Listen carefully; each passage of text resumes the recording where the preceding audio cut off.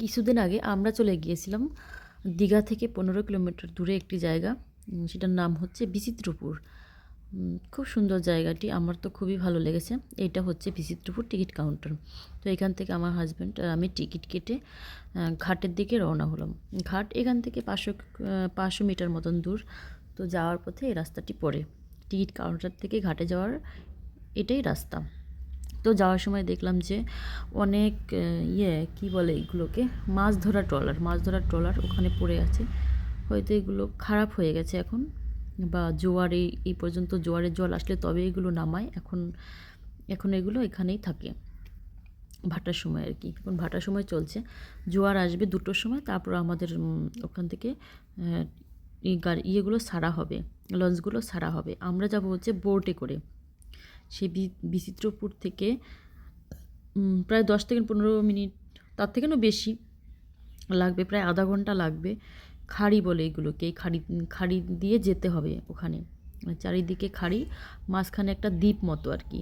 সমুদ্র ওখান থেকে দেখা যায় না, কিন্তু ওখানে প্রচুর বালি জন্মে, মাটি বালি ইত্যাদি ওইগুলো জন্মে ওখানে প্রচুর গাছ গাছ গাছ জন্মেছে ওই জায়গাটা। চলো গেলে তোমাদেরকে দেখাবো ওখানে গিয়ে। তো এখান থেকে আমরা টিকিট কেটে নিলাম। টিকিট হচ্ছে দুটো বোট, এখানে দুটো বোট, একটা বোট হচ্ছে 12 সিটার আর একটা হচ্ছে 8 সিটার। তো যেহেতু আমরা 2জন ছিলাম, তো আমরা যদি 2জন একটা বুক করতাম, একটা ট্রলার বুক করতাম, ট্রলার নয় সরি, বোট বলে এগুলোকে। তো যদি বুক করতাম তাহলে আমাদের 2জনের লাগতো হচ্ছে 1200 টাকা। তো যেহেতু 2জনে 1200 টাকা লাগবে, সেহেতু আমরা ওখানে আরও কিছু দিদিভাই দাদাভাইরা ছিল, ওনাদের সঙ্গে শেয়ারে গেলাম। ওনারা ছিল 3জন, আমরা ছিলাম 2জন। তো একটু 1200 টাকা ভাড়া, আমরা 2জনের 600 টাকা দিলাম, ওনারা 3জনের 600 টাকা দিল। তারপর আমরা এখানে উঠে গেলাম। উঠে যাওয়ার পর আমাদেরকে লাইফ জ্যাকেট দেওয়া হলো। তো লাইফ জ্যাকেট অ্যাকচুয়ালি পরে আমার খুবই খারাপ লাগছিল, আমি নিঃশ্বাস নিতে পারছিলাম না। আর আমি কোনো দিন আগে পরিনি কখনো। তারপর আমি খুলে রেখে দিয়েছিলাম, আমার খুব ভালো লাগেনি, কষ্ট হচ্ছিল খুব। আর তারপর আমরা জানতে পারলাম, যখনই বোটটা ছাড়া হলো, আমরা জানতে পারলাম যে কুমির এসেছে। যাই হোক, খুব ভয় লাগছিল। আমি আমার হাজব্যান্ডকে বলছিলাম আমি যাব না, আমার ভয় লাগছে। হাজব্যান্ড বলছিল না না, কিছুই হবে না। তাহলে যারা বোট চালাচ্ছে তারাও তো ভয় পেত। তো তাদের সঙ্গে কথা বলে জানতে পারলাম তারা প্রায় 18-19 বছর হয়ে গেছে। কুমির আসে কিন্তু তাদের সামনে কখনো পড়েনি। তো এই জোয়ার আসার পর যখন গাড়িটা ছেড়ে দিল, বোটটা ছেড়ে দিল, ছেড়ে দেওয়ার পর আস্তে আস্তে জোয়ারের জল বাড়ছিল আর বোটটা ভালোভাবেই চলছিল, সামনের দিকে আগাচ্ছিল। এই জোয়ারের সময় ছাড়া হয়। আপনারা যখন যাবেন জোয়ার টাইম দেখে যাবেন। ওখানে একটা অ্যাপস আছে, যদিও আমার কাছে অ্যাপসটা নেই। বিচিত্রপুর টিকিট কাউন্টার গেলে ওনাদের আর কি দেখার সিস্টেম আছে, ওনারা দেখে বলে দেয় কটার সময় জোয়ার আসবে না আসবে। তো জোয়ার আসার টাইমে গেলে দাঁড়াতে হবে না।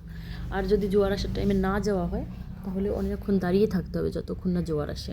আমরা যদিও জানতাম না, তো আমরা 1 ঘন্টা আগে ওখানে আশেপাশে অনেক সুন্দর লোকেশন আমরা ভিডিও করছিলাম, দেখছিলাম ঘুরে ঘুরে চারিদিকটা। তারপর ফাইনালি আমরা পৌঁছে গেলাম। দেখুন, অনেক ধরনের শ্বাসমূল বলে এগুলোকে, শ্বাসমূল। সমুদ্রের নোনা জল যেখানে জমে গাছের জন্ম হয়, অনেক শ্বাসমূলের গাছ ছিল এখানে, দোলনা ছিল। তো আমরা একটু দোল খেয়ে নিলাম ওখানে। তারপর দেখলাম যে ওখানে ভেজা পাটা একটু হালকা করে ডেবে যাচ্ছে, তার মানে কিছুক্ষণ আগে এখানে জোয়ারের জল এই পর্যন্ত এসেছিলো হয়তো, বা সকালে এসেছিলো। পার হয়ে দেখলাম ওইদিকে যে দেখা যাচ্ছে ওগুলো হচ্ছে কাজু বাদাম চাষ। ওইদিকে কাজু বাদাম চাষ করেছে। শ্বাসমূলগুলো দেখতে দেখতে আগিয়ে গেলাম। অনেক গাছ ওখানে, অনেক একটু ভিড় কম ছিল যেহেতু আমরা শীতকালে গিয়েছিলাম। খুব শীত নয় কিন্তু শীতকালে গিয়েছিলাম। বেশ কিছুদিন আগেই আমরা গিয়েছিলাম এখানে। তো আমার ভিডিওটি ছাড়তে অনেক লেট হয়ে গেল কাজের ব্যস্ততার জন্য। ওখানে আমরা চারিদিকে ঘুরলাম, ঘুরে ঘুরে দেখার পর খুবই ভালো লাগছিল, মনে হচ্ছিল যে এখানেই আরও 2-4 ঘন্টা থেকে যাই। তো দেখলাম ওইদিকে অনেক লোকজনও দেখা যাচ্ছে। আমরা ভাবলাম এখানকার লোক নাকি, পরে দেখলাম যে না, এরাও টুরিস্ট, এরাও এখানে ঘুরতে এসেছেন। অনেক ছেলেরা, বয়স্করা, তারপর কেউ কেউ ইউটিউব ভিডিও করছিল, ওখানে মোবাইল ভিডিও করছিল, কেউ কেউ ফটো তুলছিল।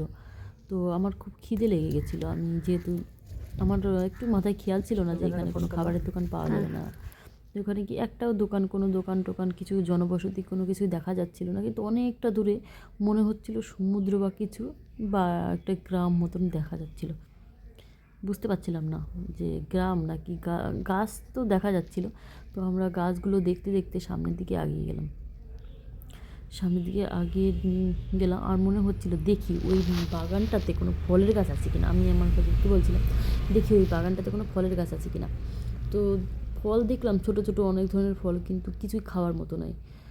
তোমরা দেখো বন্ধুরা, এই ফলগুলো যদি চিনে থাকো তাহলে জানিও এগুলো কী, এগুলো খাওয়া যায় নাকি খাওয়া যায় না। আমি তো ভয়তে খাইনি, ভাবছিলাম মুখে একটা দিয়ে দেখি। আমার হাজব্যান্ড মুখে দিয়ে দেখলো প্রচণ্ড তেতো। যাই হোক, ও ফেলে দিল, বলছে না খাওয়া যাবে না, তারপর যদি কিছু হয়ে যায় খাওয়ার পর। খুব তেতো যেহেতু ছিল, বিষাক্ত কোনো ফল টল হবে, খাওয়ার মতো নয়, আমরা খাইনি। তারপরে সামনের দিকে আবার এগিয়ে গেলাম, দেখলাম যে যতই দূরে যাচ্ছি ততই দূরে শুধু শ্বাসমূল গাছ আর বাগান দেখা যাচ্ছে। এরকম এই এই গাছগুলো একা একাই জন্মেছে, মানে কেউ লাগায়নি।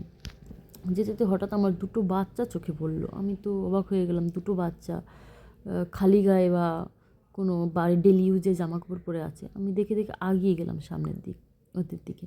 ওরাও আমাকে দেখে আগিয়ে আসছিলো। এখনও ক্যামেরায় দেখা যাচ্ছে কি না, দেখা যাচ্ছে না, তো একটু পরে তোমরা দেখতে পাবে। ওরা আমাদের দিকে দৌড়ে দৌড়ে আসছে। আমি ভাবলাম এখানে আবার বাচ্চা কোথা থেকে না আসলো, জনবসতি জনবসতি তো দেখা যাচ্ছে না, আর ওদেরকে দেখেও মনে হচ্ছে না যে ওরা ট্যুরিস্ট, মনে হচ্ছিলো এখানেই বাড়ি বা কিছু। তারপরে দেখি না, আমার হাজব্যান্ড একটা ডাল ধরে ছুঁড়ে মেরেছে আর ওর কাঁটা ফুটে গেছে, কাঁটা ফুটে রক্ত বেরিয়ে গেছে অনেকটা। যাই হোক, কাঁটাটা বের করে দিলাম, আমার কাছে একটা সিটিউন ছিল তাই দিয়ে। বাচ্চা দুটো আসলো, বাচ্চাটা আসার পর আমরা অনেক কথা বললাম, ওদের সাথে অনেক গল্প করলাম। তারপর বললাম তোদের বাড়ি কোথায়, বলছে এখানেই। তো আমার হাজব্যান্ডের সঙ্গে খুব খেলা করছিল, এরকম করছিল। আমি আবার ভাবলাম আমার গাছগুলো দেখে ছোটোবেলার কথা মনে পড়ে গেছে। আমি খুব ছোটোবেলায় খুব গাছে উঠতে পারতাম। তারপর আমি একটা গাছে উঠে বসে বসে ওদেরকে ভিডিও করছিলাম, আর শুধু মিস করছিলাম যদি কিছু খাবার নিয়ে আসতাম তাহলে আমরাও খেতে পারতাম, ওদেরকেও কিছু দিতে পারতাম।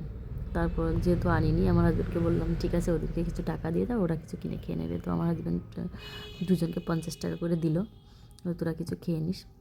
তারপর আমাদের এবার যাওয়ার টাইম হয়ে গেছে, যেহেতু আধা ঘন্টায় টাইম দেওয়া হয়, এর বেশি থাকা যাবে না। আমরা চলে আসলাম ওদেরকে টাটা বাই বাই করে। তো ওরাও মন খারাপ করছিল, যেহেতু আমরা আধা ঘন্টা ওদের সঙ্গে ছিলাম। ওদের খুব ভালো লেগেছে, অনেক গল্প করেছি করেছে, ওরাও আমাদেরকে টাটা বাই বাই করলো, কিন্তু মনটা খারাপ করেছিল।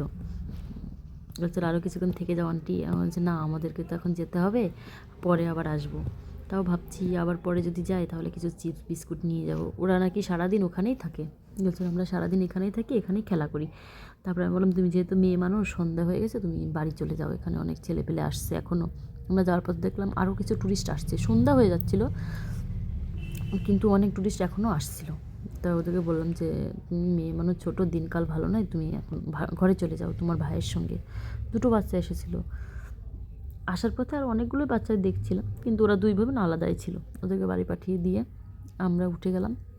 তারপর প্রচণ্ড ঢেউ হচ্ছিল, বুঝতে পারছিলাম এত ঢেউ কেন হচ্ছে।